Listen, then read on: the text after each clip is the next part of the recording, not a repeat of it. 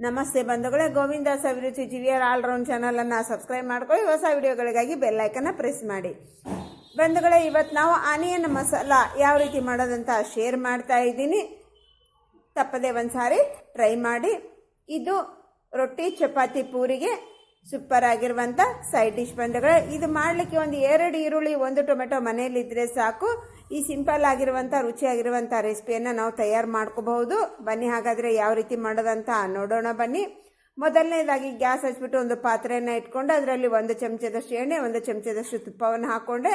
ನೀವು ಬರೀ ತುಪ್ಪದಲ್ಲೇ ಮಾಡ್ಕೋಬಹುದು, ಬರೀ ಎಣ್ಣೆಯಲ್ಲೇ ಕೂಡ ನೀವು ಮಾಡ್ಕೋಬಹುದು. ಇವಾಗ ತುಪ್ಪ ಎಣ್ಣೆ ಬಿಸಿ ಆದ ನಂತರ 2 ದೊಡ್ಡ ಗಾತ್ರದ ಈರುಳ್ಳಿಯನ್ನು ಉದ್ದಗೆ ಕಟ್ ಮಾಡ್ಕೊಂಡು ಹಾಕ್ಕೊಂಡೆ. ಹಾಗೆ ಸ್ವಲ್ಪ ಕರಿಬೇವಿನ ಸೊಪ್ಪನ್ನು ಹಾಕ್ಕೊಂಡು ಈರುಳ್ಳಿ ಸ್ವಲ್ಪ ಹಸಿ ವಾಸನೆ ಹೋಗಿ ಸ್ವಲ್ಪ ಕಲರ್ ಚೇಂಜ್ ಆಗಬೇಕು. ಒಂದು 3 ರಿಂದ 4 ನಿಮಿಷ ಚೆನ್ನಾಗಿ ಇದನ್ನು ನಾವು ಫ್ರೈ ಮಾಡ್ಕೋಬೇಕಾಗುತ್ತೆ.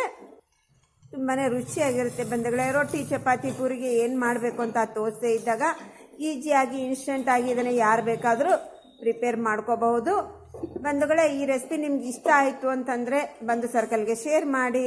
ಯಾರೆಲ್ಲ ಸಬ್ಸ್ಕ್ರೈಬ್ ಮಾಡ್ಕೊಂಡಿಲ್ಲ ಸಬ್ಸ್ಕ್ರೈಬ್ ಮಾಡ್ಕೊಳ್ಳಿ. ಸಬ್ಸ್ಕ್ರೈಬ್ ಮಾಡಿಕೊಂಡ್ರು ಒಂದು ಲೈಕ್ ಕೊಡಿ. ಇವಾಗ ಈರುಳ್ಳಿ ಚೆನ್ನಾಗಿ ಫ್ರೈ ಆಯಿತು. ಅದರಲ್ಲಿ 1 ಟೊಮೆಟೊನ ಉದ್ದಕ್ಕೆ ಕಟ್ ಮಾಡ್ಕೊಂಡು ಹಾಕ್ಕೊಂಡು 1 ನಿಮಿಷ ಚೆನ್ನಾಗಿ ಫ್ರೈ ಮಾಡಿಕೊಂಡೆ.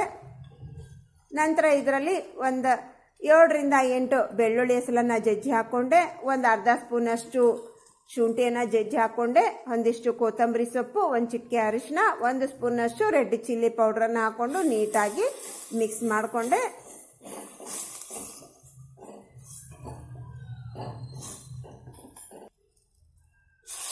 ಇದರಲ್ಲಿ ನೋಡ್ರಿ ಒಂದು ಅರ್ಧ ಗ್ಲಾಸಿನಷ್ಟು ನೀರನ್ನು ಹಾಕ್ಕೊಂಡು ಚೆನ್ನಾಗಿ ಲೋ ಟು ಮೀಡಿಯಂ ಫ್ಲೇಮಲ್ಲೇ ಈ ಟೊಮೆಟೊ ಮತ್ತು ಈರುಳ್ಳಿ ಸ್ವಲ್ಪ ಸಾಫ್ಟ್ ಆಗಬೇಕು. ನಮಗೆ ಒಂದು 3 ರಿಂದ 4 ನಿಮಿಷ ಲೋ ಟು ಮೀಡಿಯಂ ಫ್ಲೇಮಲ್ಲೇ ಮುಚ್ಚಿಟ್ಟಿದ್ದನ್ನ ಬೇಯಿಸ್ಕೊಳ್ಳೋಣ. ನಂತರ ಇದರಲ್ಲಿ ಮಸಾಲೆ ರೆಡಿ ಮಾಡಲಿಕ್ಕೆ ಮಸಾಲೆ ರೆಡಿ ಮಾಡ್ಕೊಳ್ಳೋಣ. 1 ಮುಷ್ಟಿಯಷ್ಟು ಹುರಗಡಲೆ, 1 ಸ್ಪೂನಷ್ಟು ಉಪ್ಪು, 1 ಅರ್ಧ ಸ್ಪೂನಷ್ಟು ಧನಿಯಾ, 1 ಏಲಕ್ಕಿ, ಚಕ್ಕೆ, ಸೋಂಪು, ಹಾಗೆ 4 ರಿಂದ 5 ಲವಂಗನ ಮಿಕ್ಸಿ ಜಾರ್ನಲ್ಲಿ ಹಾಕ್ಕೊಂಡು ಸ್ವಲ್ಪ ನುಣ್ಣಗೆ ಪೌಡರ್ ಮಾಡ್ಕೊಂಡು ಬರಬೇಕು. ಜೊತೆಗೆ ಒಂದು ಸ್ವಲ್ಪ ಕರಿಬೇವಿನ ಸೊಪ್ಪನ್ನು ಇಲ್ಲಿ ನಾನು ಸೇರಿಸ್ಕೊತಾ ಇದ್ದೀನಿ.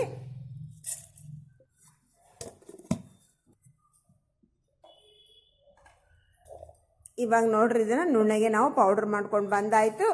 ಇದನ್ನೊಂದು ಪಾತ್ರೆಗೆ ಹಾಕೋತಾ ಇದ್ದೀನಿ. ಅದರ ಸ್ವಲ್ಪ ನೀರನ್ನು ಹಾಕಿಬಿಟ್ಟು ಇದನ್ನು ಗಂಟಿಲ್ಲದ ಹಾಗೆ ನೀಟಾಗಿ ನಾವು ಮಿಕ್ಸ್ ಮಾಡ್ಕೋಬೇಕು.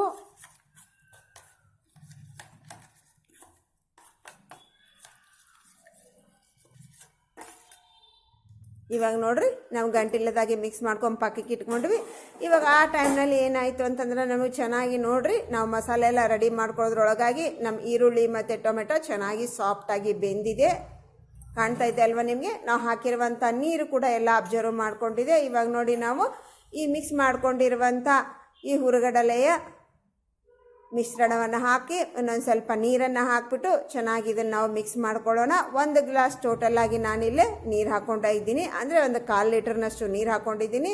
ನಿಮ್ಮ ಕ್ವಾಂಟಿಟಿ ಪ್ರಮಾಣವನ್ನು ನೋಡಿಕೊಂಡು ನಿಮಗೆ ಎಷ್ಟು ಬೇಕು ಅನ್ನೋದನ್ನು ನೋಡಿಕೊಂಡು ನೀರನ್ನು ಸೇರಿಸ್ಕೋಬಹುದು ನೀವು.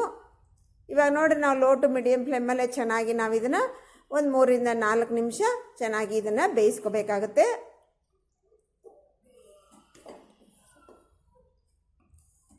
ಇವಾಗ ನೋಡ್ರಿ, ನಮ್ಗೆ ಏನಾದರೂ ಸ್ವಲ್ಪ ಗಟ್ಟಿಗೆ ಅನಿಸ್ತು ಅಂತಂದರೆ ಇನ್ನೊಂದು ಸ್ವಲ್ಪ ನೀರನ್ನು ಹಾಕೋಬಹುದು. ಇಲ್ಲಿ ಇನ್ನೊಂದು ಅರ್ಧ ಗ್ಲಾಸಿನಷ್ಟು ನೀರನ್ನು ಹಾಕ್ಕೊಂಡು ಚೆನ್ನಾಗಿ ಮಿಕ್ಸ್ ಮಾಡಿಕೊಂಡು ಇದನ್ನು ಲೋ ಟು ಮೀಡಿಯಂ ಫ್ಲೇಮಲ್ಲೇ ಚೆನ್ನಾಗಿ ಇದನ್ನು ನಾವು ಬೇಯಿಸ್ಕೋಬೇಕು. ಮುಚ್ಚಿಟ್ಟು ಒಂದು 3 ರಿಂದ 4 ನಿಮಿಷ ಇದನ್ನು ಚೆನ್ನಾಗಿ ಬೇಯಿಸ್ಕೊಳ್ಳೋಣ.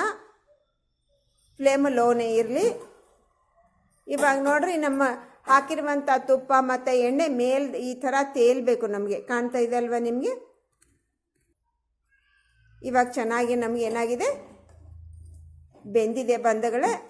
ಚೆನ್ನಾಗಿ ಇದನ್ನು ಮಿಕ್ಸ್ ಮಾಡ್ಕೊಂಡ್ಬಿಟ್ಟು ಇದರಲ್ಲಿ ಕೊನೆಯದಾಗಿ ನಾವು ಕೊತ್ತಂಬರಿ ಸೊಪ್ಪನ್ನು ಸೇರಿಸ್ಬಿಟ್ರೆ ನಮ್ಮ ಸೂಪರ್ ಆಗಿರುವಂಥ ಆನಿಯನ್ ಮಸಾಲ ರೆಡಿ ಬಂಧುಗಳೇ.